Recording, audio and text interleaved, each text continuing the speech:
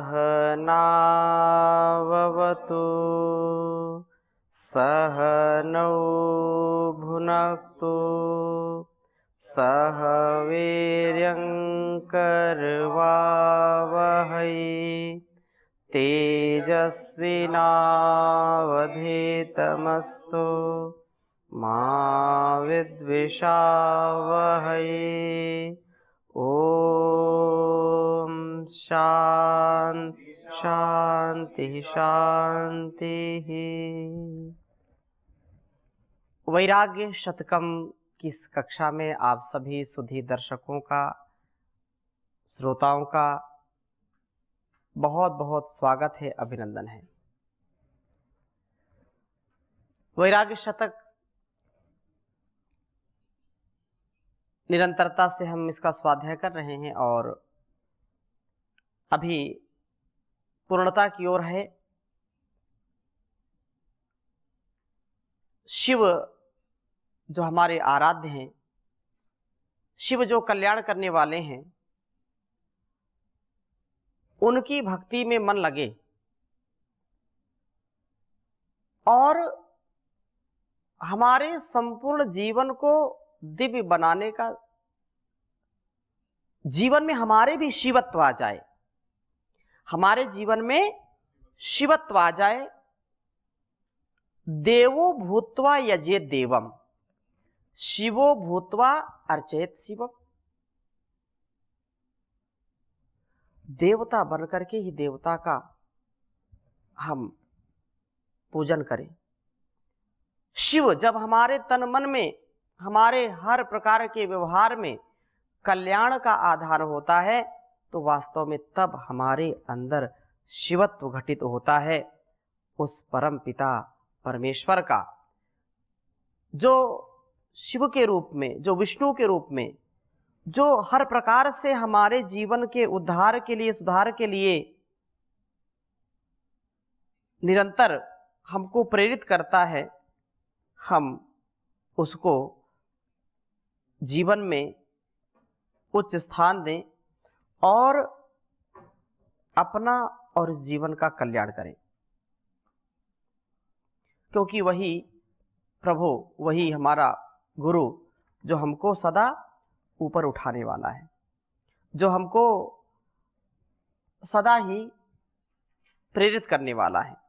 तो 89वें श्लोक को हमने पिछली कक्षा में पढ़ा था। एकाकी निस्पृहा शांतः पाणिपात्रो दिगंबरः कदा शंभो भविष्यामि कर्म निर्मूलनक्षमः। कि हे प्रभो, हे शंभो, हे भगवान शंकर, अकेला, निष्प्रिय, शांत, हाथ को ही पात्र बनाकर, करतल भिक्षा तरुतल वासः। जो हाथ ही हमारा पात्र है, हाथ ही हमारा क्या है, बस ऐसे। जैन मुनि तो पात्र लेते भी नहीं और वो ऐसे ही खाते हैं, हथेली में खाते। ये हमारा हाथ ही पात्र बन जाए और तन मात्र से उदर पोषण करने वाला, दिशाओं को ही वस्त्र बना करके प्रारब्ध कर्मों के मूलच्छेदन में कब समर्थ हो जाऊंगा, अर्थात ये संसार का जो आकर्षण उससे बच पाऊंगा। अच्छे बड़े बड़े धनपति बन करके, संपत्ति वाले बन करके, बड़े बड़े जो है गाड़ियों में, या जो भी संसार में नेम फेम है, उसको कब मैं छोड़ पाऊंगा, कब मैं इससे दूर हो जाऊं। केवल बस भिक्षा मांग करके अपने पेट को और जो है ईश्वर की भक्ति को मैं ध्यान में दे पाऊं, क्योंकि बिना भोजन के तो काम नहीं चलेगा ना, जीवन तो भोजन चलेगा ना, लेकिन उसमें आसक्ति ना हो। जो जैन मुनि होते हैं वो दिगंबर कहलाते हैं। क्या कहलाते हैं?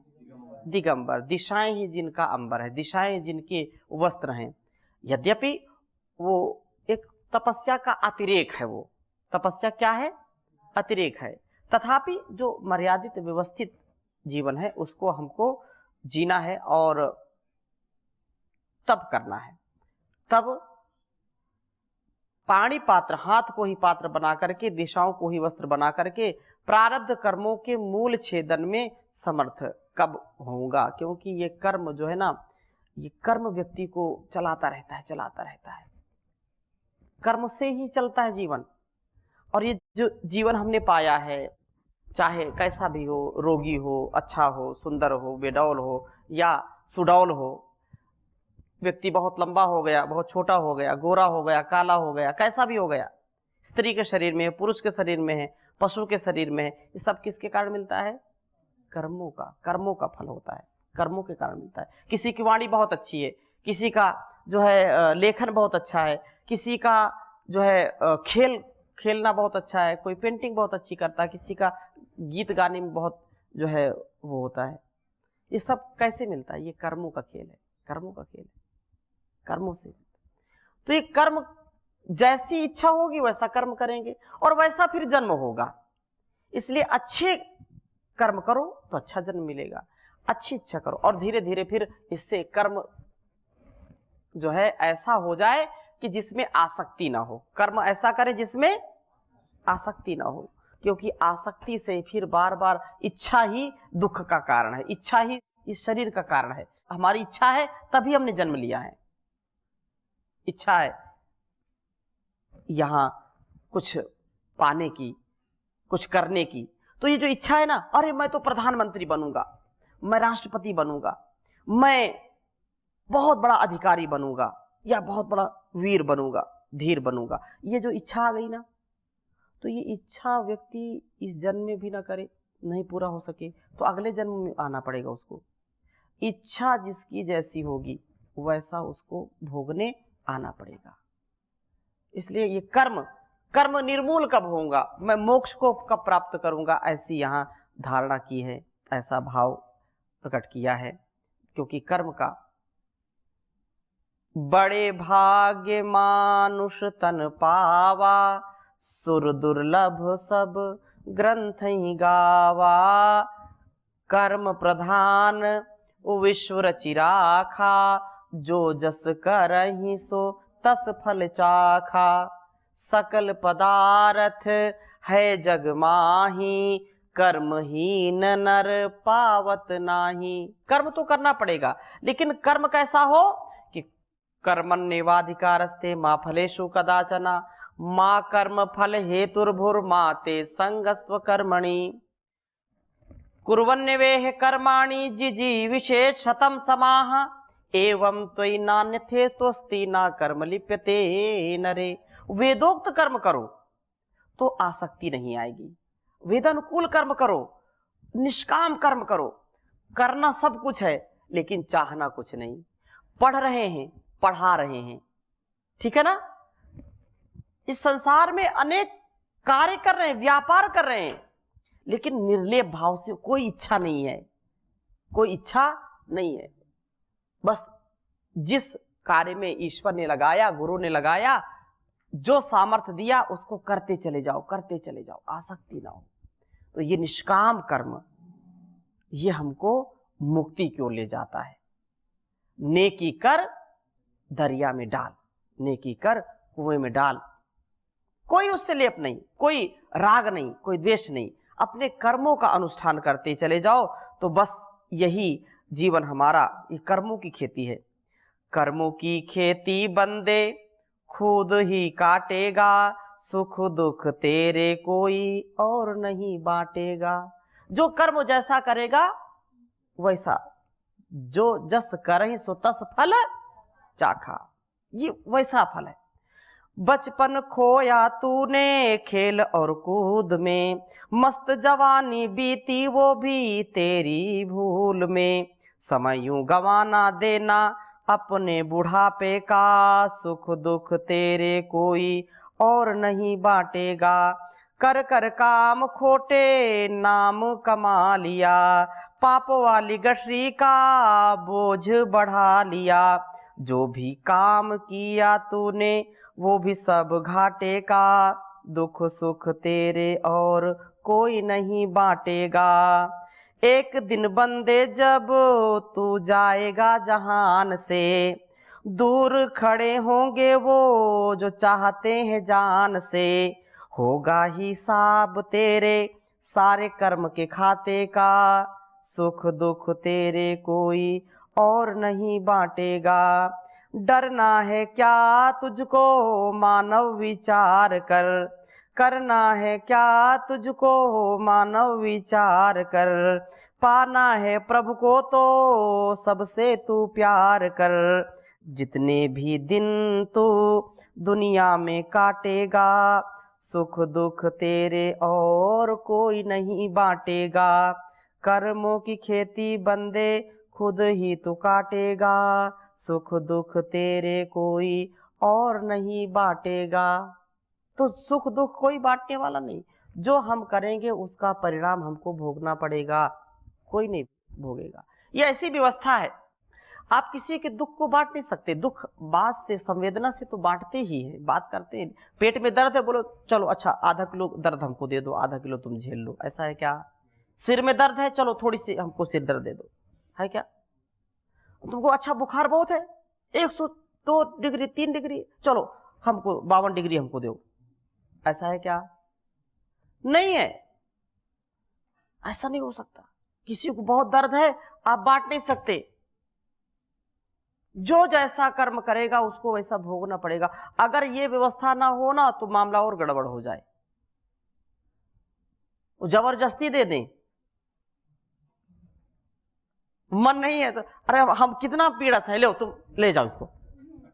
जो कमजोर व्यक्ति उसी को सब दे दे पीड़ा, देखिए नहीं। लेकिन ऐसा हो नहीं सकता।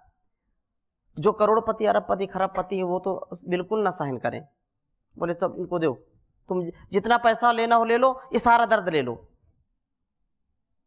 है कि नहीं?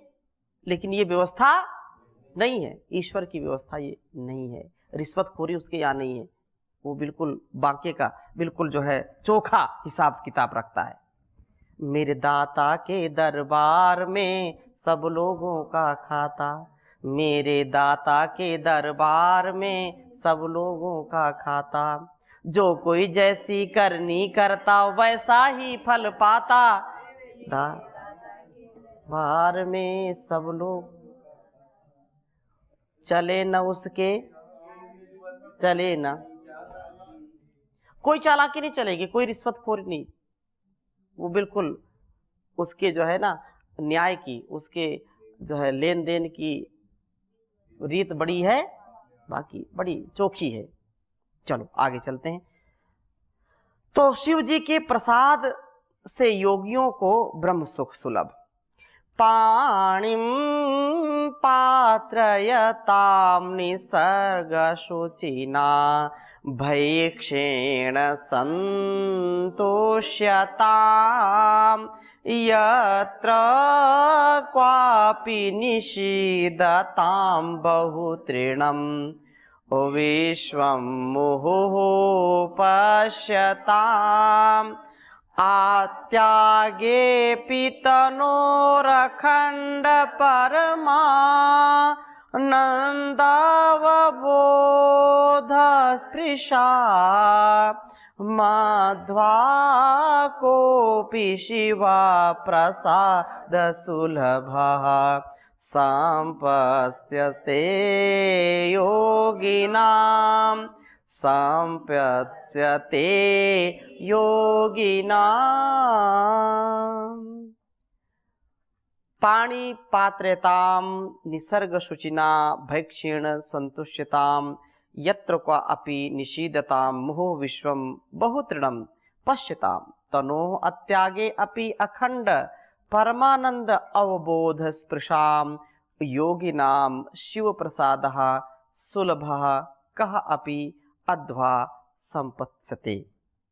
पाणि पात्रतां, हाथ रूपी पात्र वाले, हाथ रूपी पात्र वाले स्वभाव से ही पवित्र, भिक्षा में प्राप्त भोजन से संतुष्ट रहने वाले, जहां कहीं भी बैठने वाले, बार बार संसार को तिनके के समान देखने वाले, शरीर के त्याग न करने पर भी अर्थात इसी जीवन में अखंड ब्रह्मानंद के अनुभव का स्पर्श वाले योगियों को भगवान शंकर की कृपा से कोई भी मार्ग सरलता से मिल जाता है।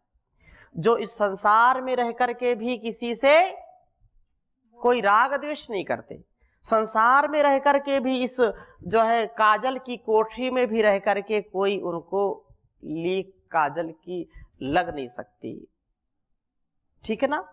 ये जो चदरिया झीनी रे झीनी, राम राम नाम रस भीनी चदरिया, दास कबीर ने ऐसी ओढ़ी ज्यों की त्यों धर दीनी, चदरिया झीनी रे झीनी। ये कोई इसको ओढ़ करके गंदा कर देता है, कालिक लगा देता है। काजल की कोठरी में कैसो ही सयान हो जाए, एक लीक काजल की लागी है पे लागी। ये संसार बिल्कुल कजली से सना हुआ है, काजल से सना हुआ है, और इसमें जो प्रवेश करता है उसको कहीं ना कहीं कालिक लगेगी। लेकिन जो धीर वीर गंभीर हैं, जो ध्यानी है जानी है, वो इस संसार में आकर के भी उनको ये कालिक लग नहीं सकती। पद्म पत्रम इव ब्रह्मणाध्याय कर्माणि संगम त्यक्त्वा करोति यः।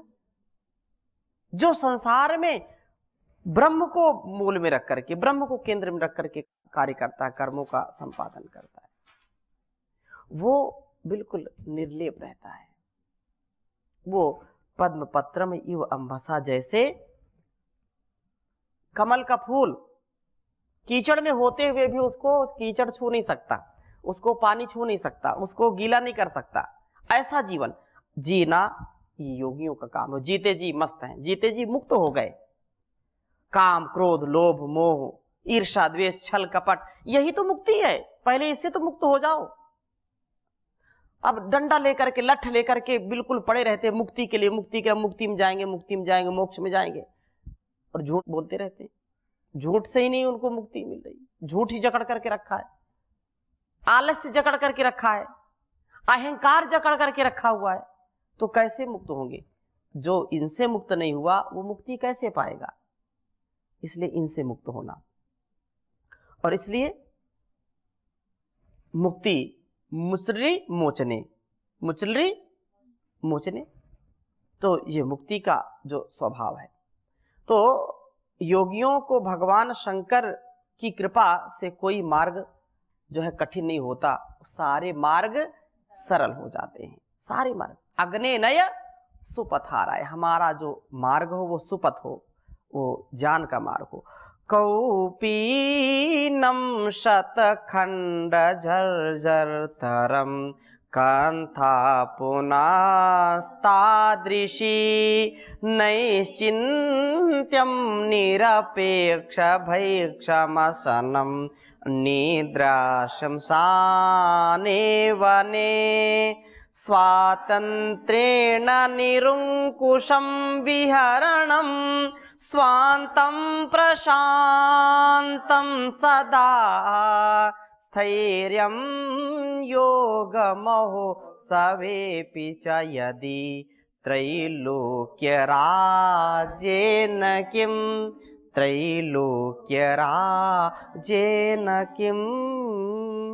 कहा कि यदि शतखंड जर्जर तरम कौपीनम पुनः तादृशी कंथा नैश्चिन्त्यम निरपेक्ष भैक्ष्यम असनम शमशाने वने निद्रा स्वातंत्र्येण निरंकुशम विहरणम सदा प्रशांतम स्वांतम योग महोत्सवे स्थैर्यम अपि त्रैलोक्य राज्येन किम।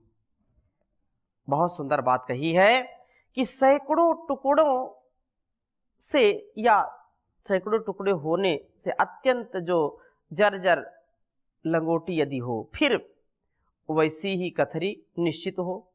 बिना मांगे यदि भिक्षा में मिला हुआ जो वस्तु या भोजन है, शमशान में यदि सुलभ निद्रा मिले, यदि इच्छानुसार बिना किसी रुकावट के विहार हो, सदैव शांत एवं प्रसन्न हो, यदि योग के महान उत्सव में भी स्थिरता बन जावे, तीनों लोक के राज्य से क्या लाभ, अर्थात कोई नहीं, क्योंकि इसके सामने तो त्रिभुवन का राज्य भी तुच्छ है। कहने का आशय क्या है कि कोई चिंता नहीं, आनंद है, प्रसन्नता है। वस्त्र यदि फटे भी हैं तो क्या, कोई मतलब तन ढकने के लिए हो, उसमें गुदड़ी लगा दिया, उसको बार बार सिल दिया, बिना चिंता के यदि भोजन मिल जाए, जैसे पिछली कक्षा में हमने चर्चा की थी कि आहार भी कैसा मिले, स्वाभिमान के साथ। कैसा मिले? दुत्कार के साथ आहार मिले तो उससे मनुष्य का स्वाभिमान नहीं बनेगा। कुत्ते को दुत्कार देंगे तो वो भी नहीं आएगा, आता है क्या? नहीं आएगा। पशु पक्षी भी डर जाएंगे। लेकिन प्रीतिपूर्वक बड़े से बड़े हिंसक जीव को भी वश में कर लेते, करते कि नहीं करते? तो यदि भोजन भी कैसा मिले, प्यार से मिले, प्रीति से मिले, स्नेह से मिले। अब कोई कितना भी भूखा है, थका हारा है, घर में गया और पत्नी बोले थाली फेंक करके ले खा ले, खाएगा क्या व्यक्ति? भूख हिरन हो गई, भूख चली गई, उसकी मिट गई। अरे बताओ, दिन भर हम थक हार करके आए और एक जो है निवाला सम्मान से नहीं मिल रहा, तो ऐसे खाने से क्या होता है कि नहीं होता? नहीं खाएगा व्यक्ति, छोड़ देगा। और यहां सुलभ जो मिल जाए भिक्षा में, उसको खाकर तृप्त है। और शमशान में भी निद्रा आ रही। शमशान में सोना सरल है कि कठिन है? किसी को बोल दिया जाए तुम जाओ आज शमशान में सोना है, रात भर नींद नहीं आएगी उसको? आएगी क्या? चिता जल रही हो, सुनसान अंधेरा हो, भेड़िया चिल्ला रहे हो, कुत्ते चिल्ला रहे हो, रात में रो रहे हो, ऊ कर रहे हो, हाँ, और आपसे बोला जाए जाओ शमशान में सो जाओ, नींद आएगी क्या?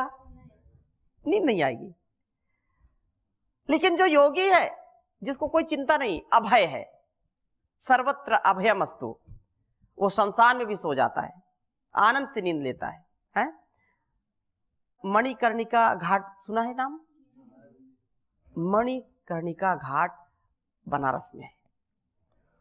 वह पूरे दुनिया में वो निराला ही शमशान घाट है, बहुत प्राचीन घाट है। सैकड़ों चिताएं जलती रहती हैं और लोग वहीं बैठे खाना खाते हैं, आनंद में रहते हैं। वहां जो नर्तिकाएं हैं वो नृत्य करने जाती हैं। वर्ष में कुछ दिन ऐसे सुनिश्चित होते हैं, उत्सव मनाते हैं, वो वहां नाचने जाती हैं। आप बताओ कितना मतलब कठिन काम है ये। चिताएं जल रही हैं, लाशें पड़ी हुई हैं और वहां उत्सव मन रहा है। होली में भी लोग वहां जो है जो संत होते हैं, जो है नागा साधु होते हैं, और भी अलग अलग प्रकार के लोग होते हैं, वहां पर जो है उससे शमशान में उससे भस्म से होली खेलते हैं। चिताएं जल रही और वहां मस्त है, वो वहीं सो भी जाए, अब खाते पीते। तो ये क्या है? मतलब मृत्यु को भी उत्सव बना दिया, मृत्यु को भी उत्सव बना दिया। कहते शव शिव के समान है, शव शिवरूप होता है। शव क्या होता है? शिवरूप होता है, ऐसा कहते हैं। वो तो पंच तत्व में विलीन हो गया, ठीक है? तो इसलिए लोग, तो ये सब जगह नहीं होता। तो यहां कहा कि अगर वो निद्रा भी आ जाए शमशान में, इससे अच्छा क्या है? तो मतलब जीते जी ही वो मोक्ष में, मुक्ति में, आनंद में, कोई चिंता नहीं। किस बात से डर? अरे जब वो सबका, पिताओं का भी पिता, परम पिता परमेश्वर हमारे साथ है, तो डरने की क्या बात है? ईश्वर अपने साथ है, डरने की क्या बात है। सदा सफलता साथ, सदा सफलता साथ हमारे हाथों में उनके हाथ। जब सौंप दिया सब कुछ, तो फिर असफलता कहाँ? आगे और हम चर्चा करेंगे, अभी यहीं पर विराम लेते हैं। ओ शांति शांति शांति।